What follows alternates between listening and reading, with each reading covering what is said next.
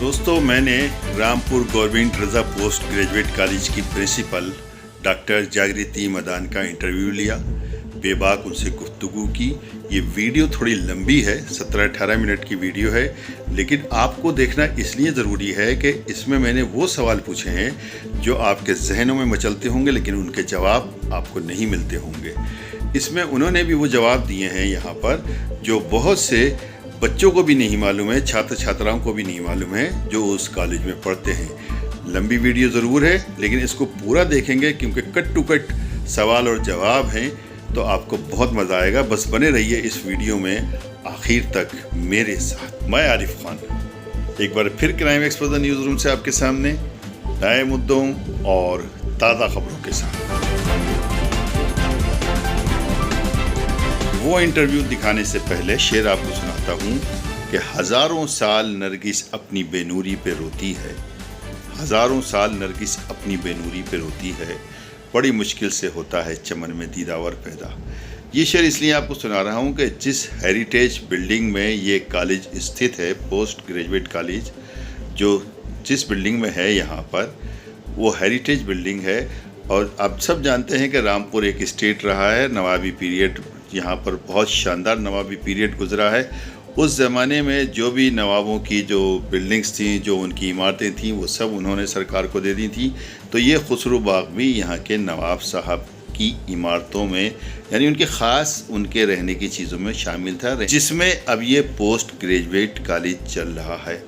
Gate से शुरुआत करते हैं। सबसे पहले आप गेट पर नज़र डालिए कि इस पर जो ये गेट के ऊपर जो बोर्ड लगा है किसी यतीम और यसीर की तरह, यानी इसमें कोई खूबसूरती नहीं है।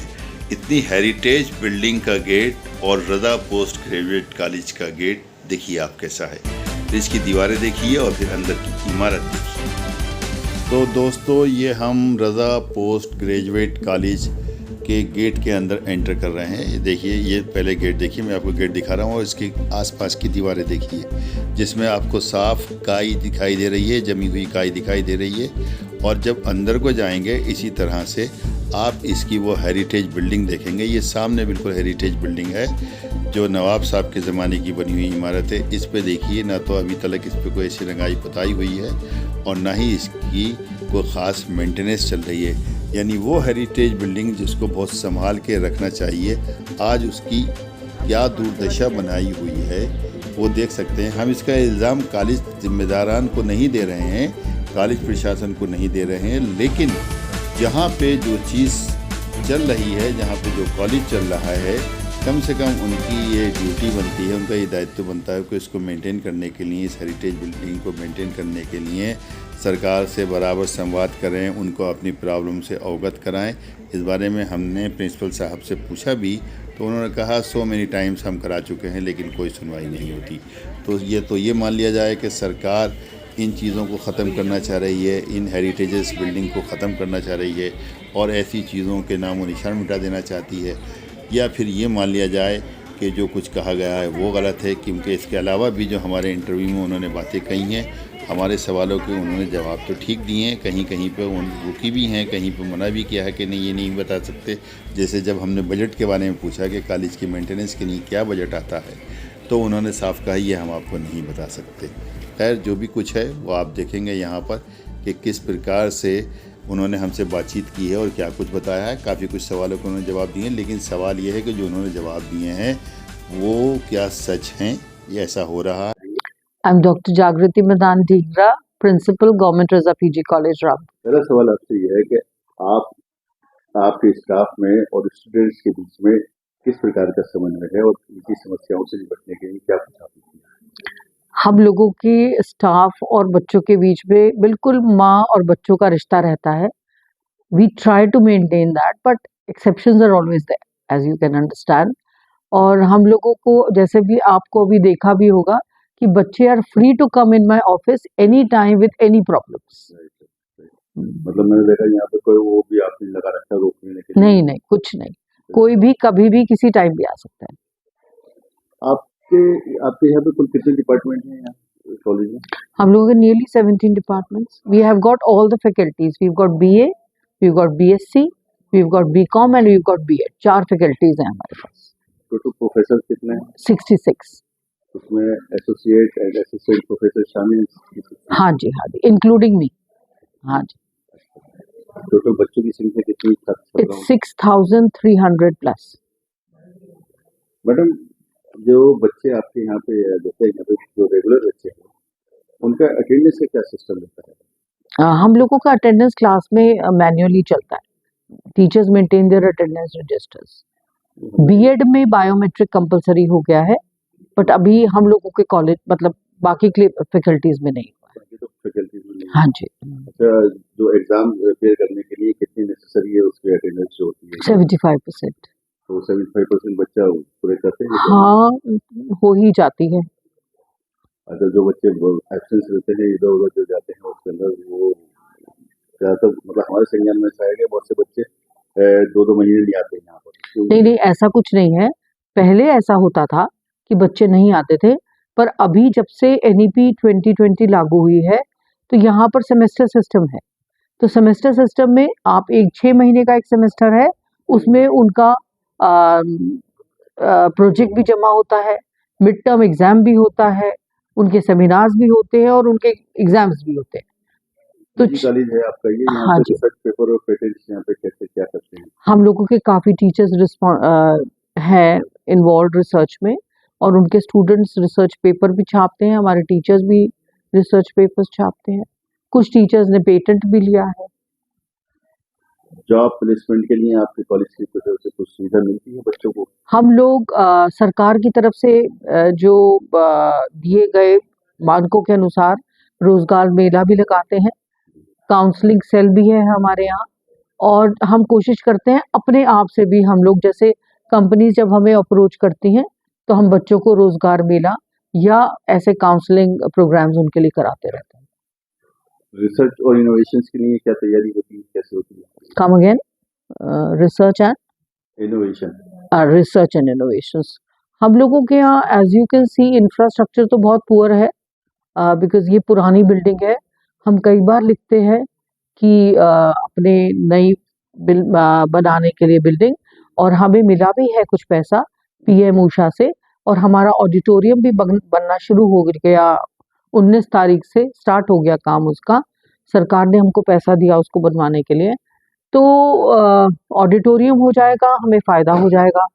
पर जो रिसर्च की आप बात कर रहे हैं, रिसर्च हम लोगों के टीचर्स अपने अपने डिपार्टमेंट्स में ही कराते हैं, because it's subject specific. Library हमारी बहुत रिच है, और बच्चे बाहर की लाइब्रेरीज भी विजिट करते हैं, and they try to bring many innovations for the society. बात हमने ये देखी है यहाँ पर कि ये जो पाठ्यक्रम जो चल रहे हैं आपके यहाँ पे जी पाठ्यक्रम, ये मैं समझता हूँ शायद वही पुरानी नीति का बदलाव। जी, आज जो जमाना बदल रहा है, जिस तरह से चेंजेस आई हैं उसमें, जैसे इंडस्ट्रीज डिमांड है और बहुत सी चीज़ें, तो उसमें कुछ आपने कुछ अमेंडमेंट किया है या कुछ? हम लोग अमेंडमेंट करने की स्थिति में नहीं रहते। कोर्सेज हमें शासन से मिलते हैं। Right. We can not start our own course. हाँ, हम लोग सजेशंस देते हैं। हम लोगों के यहाँ बीबीए आया था कुछ टाइम के लिए, but because of the certain problems we were not able to continue. B Ed हमारा चल ही रहा है, जिसको हम प्रोफेशनल मानते हैं। हमारे यहाँ केमिस्ट्री में इंडस्ट्रियल केमिस्ट्री चल रहा है, that is very useful to the children. They can go into the pharma companies and industries, but बाकी सब हमारा ओल्ड होम है। स्टूडेंट्स की मेंटल हेल्थ और उनके जो जो काउंसलिंग होती है उसके लिए कुछ अलग से किया हुआ है? जी, हमारे साइकोलॉजी के डिपार्टमेंट ने दिशा नामक एक काउंसलिंग सेल खोला हुआ है, उसका एक प्रॉपर रूम बनाया हुआ है। So if the children are suffering from any problems, they want to discuss it with someone, we have got our psychology teachers available for that. तो देख सकते हैं इस चीज को, हाँ जो जी, चल रहा है इसके अंदर। हाँ, दिशा है एक रूम उधर पीछे आर्ट्स की तरफ है। रूम तो एक काम हो रहा है। हाँ जी, टीचर बैठते हैं उसमें। अगर कोई बच्चा आता है, अप्रोच करता है टीचर्स को, because it has been a very far-fetched thing. We have propagated amongst children that there is a Disha room there which exists. And शासन की बाकी चीज़ें भी जैसे आती रहती है। अभी हमारा मिशन शक्ति चल रहा है जो ख़त्म होने पे आ रहा है, तो उसमें भी हम लोगों के काफ़ी काउंसलिंग के प्रोग्राम्स होते हैं। हाँ, तो काउंसलिंग हम उसके ड्यूरिंग भी करते हैं बाकी प्रोग्राम्स में। मैडम, आप बहुत अच्छे जवाब दे रही हैं, और एक दो सवाल और हैं मेरे। जेंडर इक्वलिटी और सेफ्टी को लेकर क्या किस प्रकार से काम? जैसे अभी मैंने मेंशन करा, मिशन शक्ति में हम अपार्ट फ्रॉम काउंसलिंग हम लोग सेल्फ डिफेंस की भी उनको बच्चों को कराते हैं। हमारे यहाँ अपने एनसीसी के 2 यूनिट्स भी हैं। जेंडर इक्वलिटी एंड सेफ्टी को लेकर के जो जीरो टॉलरेंस मीन्स बिल्कुल ये मतलब एक तरह से फेयर, बिल्कुल साफ। Absolutely fair sir. And you can see my girls campus में एकदम फ्री हैं। अगर आपने पहला कैंपस देखा था, आप मानते हो कि रामपुर में लड़कियां डरी झिझकी भयभीत रहती हैं, ऐसा कहीं नहीं है। हमारी लड़कियां शेरनी हैं एंड हमारे पास काफ़ी फीमेल स्टाफ भी है and we have more percentage of girls in our campus, but they are very confident and we make sure कि they are not afraid of anything and they come forward with their problems directly to me. Madam उस जमाने में हमने जिस जमाने पढ़ा था तो फिर अलग था, मालूम है आपके जमाने में क्या हुआ होगा कि वो जो बैक आ जाती है। पहले भी शायद फेल और उसके फेल और पास के बीच में एक इम्प्रूवमेंट एग्जाम आता था, है ना। अगर आप फेल हो गए तो आप उस पेपर आप 2 या 3 पेपर का इम्प्रूवमेंट दे सकते थे और आप प्रमोट हो जाते थे अगली क्लास में। बट अभी बैक पेपर का, अभी किसी बच्चे को फेल नहीं करना है आपको, है ना। आप अगर एक सेमेस्टर का पेपर दे रहे हो और उसमें एक में फेल हो गए हो तो आप सेकेंड सेमेस्टर कर लीजिए और सेकेंड सेमेस्टर में जब फर्स्ट सेमेस्टर का पेपर होगा तो आप उसका बैक दे दीजिए। तो वो बैक किस तरह से होती है? वो जब फर्स्ट सेमेस्टर के पेपर देंगे तो आप उसी में आप बैक पेपर देंगे। जैसे मैंने फर्स्ट सेमेस्टर में मैं सपोज इंग्लिश में फेल हो गई और मैंने सेकेंड सेमेस्टर में लिया, पहले इवन सेमेस्टर ऑड सेमेस्टर होगा एग्जाम, फिर इवन होगा, फिर ऑड होगा, फिर इवन होगा। तो जब वो ऑड सेमेस्टर आएगा तो उस ऑड सेमेस्टर में मैं थर्ड में आ जाऊंगी और वो फर्स्ट का भी दूंगी, साथ में थर्ड भी दूंगी, फर्स्ट भी दूंगी। अच्छा, जैसे वो बैक होती है उसकी क्या कुछ फीस जमा करना? हाँ जी, उसकी फीस तो वो यूनिवर्सिटी है, कॉलेज की तरफ से कुछ नहीं। इंफॉर्मेशन उनको कैसे दी जाती है? स्कीम होती है क्या? स्कीम आती है यूनिवर्सिटी की वेबसाइट पे, मेन और बैक पेपर एग्जाम साथ साथ चलते हैं। अच्छा, नहीं जैसे अभी जैसे आपने बताया कि मतलब कोई बच्चा 5th सेमेस्टर में है और उसकी 3rd सेमेस्टर की बैक आई, हाँ, तो उसके बाद कैसे चलेंगे उसके साथ? हम लोगों का फर्स्ट सेमेस्टर फर्स्ट शिफ्ट में चलता है, थर्ड सेकंड शिफ्ट में चलता है और फिफ्थ थर्ड शिफ्ट में चलता है। तो अगर उसका 5th सेमेस्टर है तो वो थर्ड शिफ्ट में 5th का देगा और फर्स्ट शिफ्ट में बैक का देगा। अगर फर्स्ट में बैक है, थर्ड में बैक है तो सेकंड शिफ्ट उसकी अलग अलग ही होगी। डे एक हो सकता है, शिफ्ट एक नहीं होगी। उसकी इंफॉर्मेशन उसके पास में रहती है सर, सब कुछ वेबसाइट पे आता है। यूनिवर्सिटी का जो शेड्यूल है it comes on the website. यहाँ से जो पर एडमिट कार्ड उसको अपने आप निकालना होता है, तो वो थर्ड का भी निकालेगा और fifth, just for a second children. तो ये जो ये यहाँ से जो जैसे वो मान लीजिए बैक की कोई इंफॉर्मेशन आ जाती है वहाँ पे, तो उसका जो है वो कैसे बताते हैं, उसको बच्चों को कैसे बताते हैं? नेट पे मार्कशीट निकल आती है। आपने फर्स्ट सेमेस्टर का एग्जाम दिया, आपका जब रिजल्ट आया तो आपको उसमें पता चल जाता है कि आप फेल हैं, आप बैक भर सकते हैं। तो जब एग्जामिनेशन फॉर्म बच्चा भरेगा तो वो उसके साथ अपना रेगुलर वाला भी भरेगा और बैक का भी भरेगा। आप लोगों ने कुछ ऐसे व्हाट्सएप ग्रुप बना रखे हैं जो बच्चों को जोड़ रखा हुआ है जिसमें जब हम एडमिशन करते हैं बच्चों का उसी टाइम उनको ग्रुप में ज्वाइन करा लेते हैं, वो सब इंफॉर्मेशन अपडेट कराते हैं। बट हम लोग अब बट प्रॉब्लम कहाँ आती है कि बच्चे ये अपने नंबर चेंज करते रहते हैं और कई टाइम ऐसा होता है कि वो अपने भाई का, फादर का, चाचा का, किसी का भी नंबर दे देते हैं और तब इंफॉर्मेशन उनके पास जाती है, दे कम टू अस कि हमें तो पता ही नहीं था। तो वी टेल चिल्ड्रन कि वो वही वाला नंबर दें जिसमें वो रेगुलर टच में रह सके। कॉलेज के मेंटेनेंस के लिए सबके लिए बजट की क्या सुविधा होती है, कैसे? सर, ये हमें सब कुछ शासन से मिलता है। नहीं, अप्रोक्सीमेटली सपोज 2024 में क्या बजट था आपकी? That I cannot tell you. That I cannot tell you. हाँ, कौन देखता है इसको? नहीं देखते तो ऑफिस है हमारा, ऑफिस देखता है। तो वो सीक्रेट चीज होती है? हाँ जी, हाँ जी, मतलब वो पब्लिक को बताने जी जी जी। तो वो कैसे पता चलेगा? आरटीआई को नहीं पता चलेगा? Budget I don't think so we can discuss, because हम लोगों के पास ऐसा टोटल बजट नहीं आता जिसमें आप कुछ काम कर सको। अब जैसे हमने कहा सरकार बिल्डिंग मेंटेनेंस के लिए नहीं, वो हमको डिमांड करना पड़ता है। अब जैसे हमारा पिछले दिनों सर्विस में कितना डिमांड किया था आपने? नहीं, हम ऐसे डिमांड नहीं करते हैं। हम लोग मतलब इट्स वेरी स्पेसिफिक। जैसे सपोज हमें कोई पोर्शन रेनोवेट कराना है, तो हम उसको गवर्नमेंट एजेंसी से पहले उससे वो लेते हैं, कोटेशन नहीं कोटेशन नहीं लेते हैं, उससे वो करवाते हैं कि ये कितने सर्वे कि कितने में ये काम होगा। वो हमें जो हमें कागज देते हैं, जैसे एक बाउंड्री वॉल का हमारा पोर्शन गिरा था, तो we contacted the government agency who is responsible for construction. They surveyed it and they gave us the amount. That exact paper we sent to our directorate.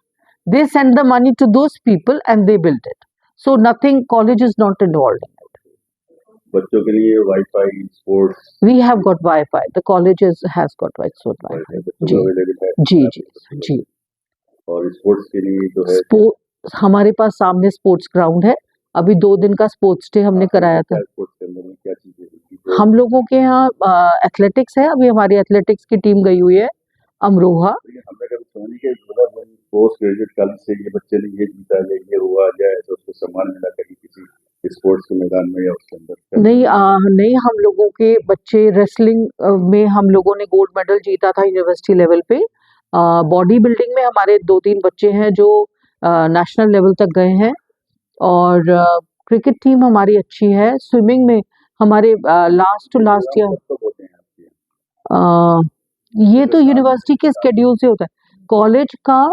College का sports day हम लोगों का रहता है, वो अकॉर्डिंग टू द करिकुलम। महीना कौन सा रहता है? यूजुअली दिसंबर नवंबर, हाँ, जो अच्छा मौसम होता है। हाँ जी। अब इस महीने में क्या स्पोर्ट्स किए हैं? हाँ, नहीं, हम लोगों का स्पोर्ट्स तो हमारे रेगुलर चलते रहते हैं, बट इंटरनल चलते रहते हैं। जो बच्चे स्पोर्ट्स वाले हैं वो अपनी प्रैक्टिस करते रहते हैं। जो प्रॉपर स्पोर्ट्स डे होता है जिसमें हम एथलेटिक्स होते हैं, यूजुअली उसमें high jump, long jump, we have got races, तो वो पर्टिकुलरली 2 दिन हम लोग कराते हैं। बाकी हम लोगों की कॉलेज की बैडमिंटन टीम है, फुटबॉल टीम है और हम लोगों का क्रिकेट टीम है। वी गॉट अभी तो अमरोहा में इंटर कॉलेज खेलने गई हुई है हमारी टीम जी। अभी हम लोगों ने यूनिवर्सिटी ने हमको चार्ज दिया था हॉकी टीम के सिलेक्शन का, इंटर यूनिवर्सिटी, तो हमने वो फुटबॉल का भी हमें दिया गया था, तो हमने 2 टीम यूनिवर्सिटी की सिलेक्ट करी हैं अपने कॉलेज लेवल पे। जो प्रोफेसर्स हैं ये आपके सब परमानेंट हैं या जो एक क्या बोलते हैं कॉन्ट्रैक्ट सिस्टम? नहीं, हम लोगों का परमानेंट है। सारे परमानेंट? हाँ जी, हम लोगों का सिलेक्शन यूपीएससी से होता है, वहीं से आते हैं। वीडियो अगर पसंद आई हो तो लाइक कीजिए, शेयर कीजिए और चैनल को ज़रूर सब्सक्राइब कीजिए ताकि डायरेक्ट नोटिफिकेशंस आप तक पहुँचती